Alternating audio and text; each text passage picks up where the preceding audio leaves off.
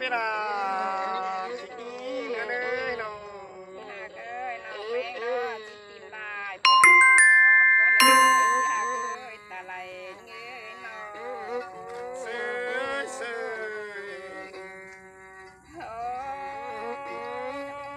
อายเอ้ยน้องแป้งจิตตะลายแต่หากเอ้ยหุ้มก็เนื้อพี่หากลา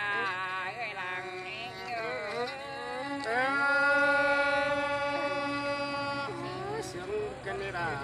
วันนี้แค่มือน้องฝากพระเจ้าเองกัน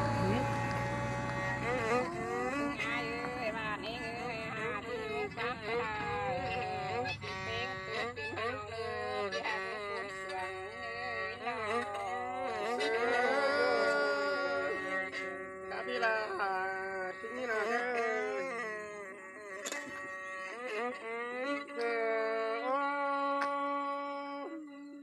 อย่าบ้าบ้าน้องด่าก็มาวันนี้กันเลยจุฬาเนี่ยไปนี่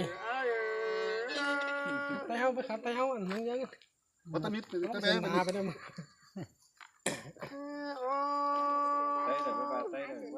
บ้าเดี๋ยวน้องฮักกูก็ฟังกันเดียวน้องด่าก็ต้องสอบนี่ครับเฮานะ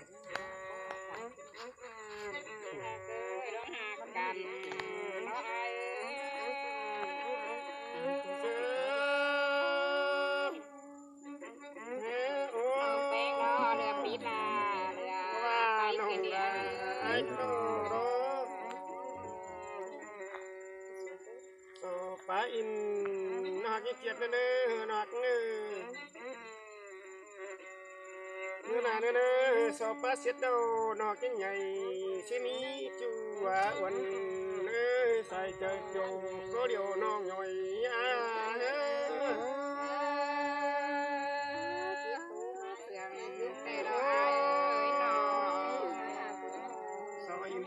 เอาบอกแล้วนะไอ้นะไอ้ก็จะสอนเลยนั่นเลย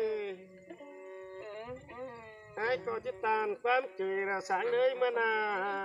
สิ้นหอจะเกยใส่ใจใจเสียงทำกันเลยไอ้เอ้ยน้อง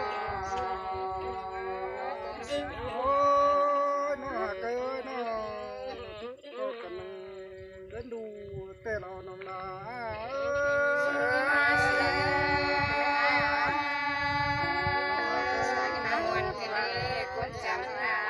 ยกกันมาจูบดเก้าดวงแต่เราน้องนา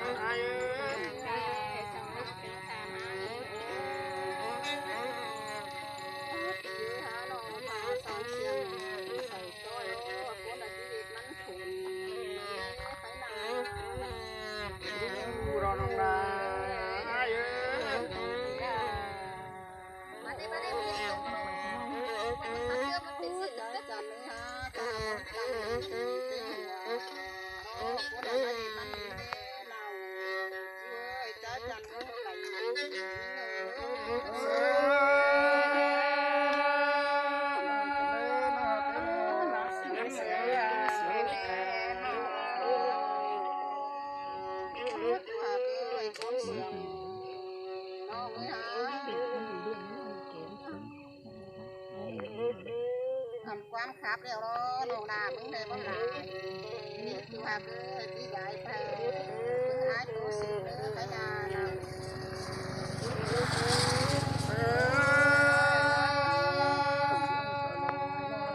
มาบนเลยเลย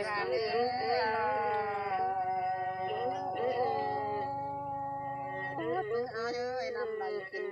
ว่าเตะกินเต่ากันเลยหินาเสือ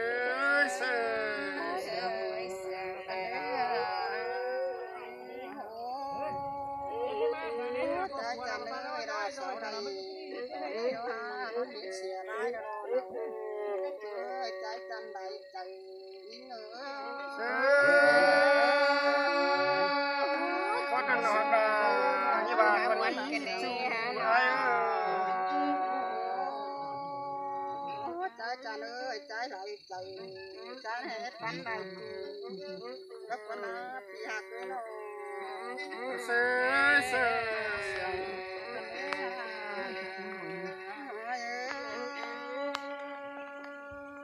สองเอาตาไหลจูโร่ของขุนมุนหูเด็กจูหักเลยปันเนื้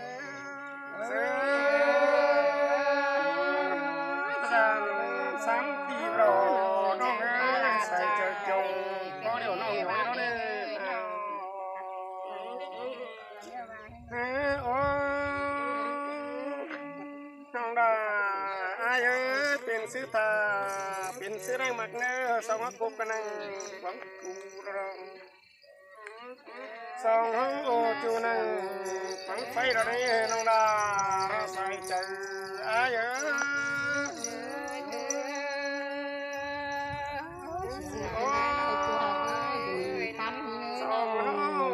หักกันเตะเป็นเจ้าอันใส่เต้นะน้องนะน้องอันนี้รอน้องนะเตะเจอไงหันกำนะว่าปิดจูนัง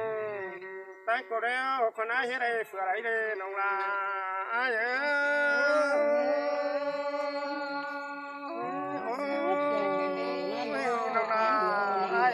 ไปจูนังตั้งไปเลยคำเข็นกันดีน้องนาใส่จือกันเลยจูอาบาจ้าจังตามันนี่นะพิจูน้องนาจะเป็นน้องไหนเสียหรือว่าน้องฮักเกอร์ไปจูน้องจะไปนอนด้วยเสียหรือว่าน้องนา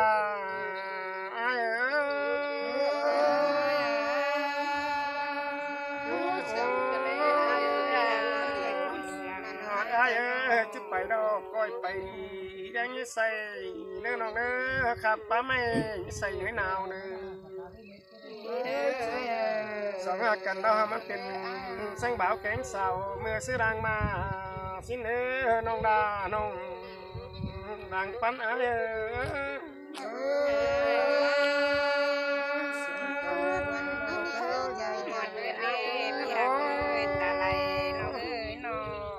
หักกันแล้วฮับเลยเอา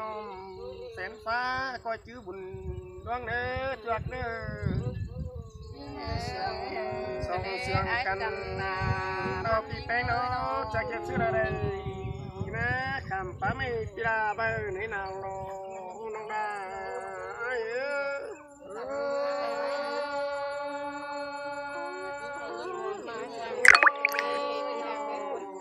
ไปกันนะนายตู่เด้อไอ้สอบสบายเนื้อน้องเนื้อน้องกันนะตั้งไปรอปีลาจะสอบคำกินเนื้อน้องดาไอ้เนื้อน้องของหักกันเนาะเนื้อจูกับเนื้อฝน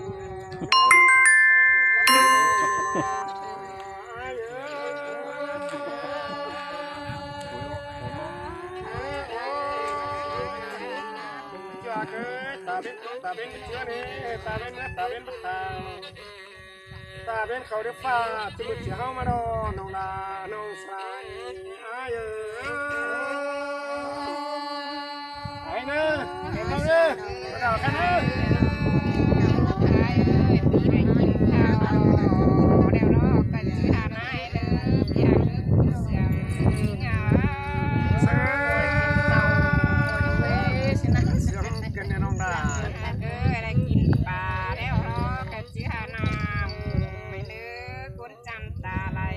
เงยเนาะ เสือ หากนึกจะทำกันจริงไหมเลิฟยายฮะเอาชูไหมเอาอัน